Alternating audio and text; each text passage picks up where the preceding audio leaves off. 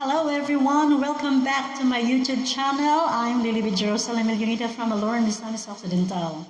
And now I'm going to share to you my new composition na Tagalog song para sa mga sawing pag-ibig, no?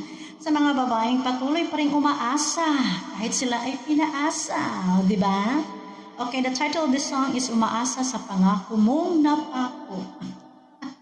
Okay guys, so nagawa ko tong kanta na to kahapon. And then, ngayon ko siya na final. So, I'm going to share this to you tonight. I hope na magugustuhan nyo ito.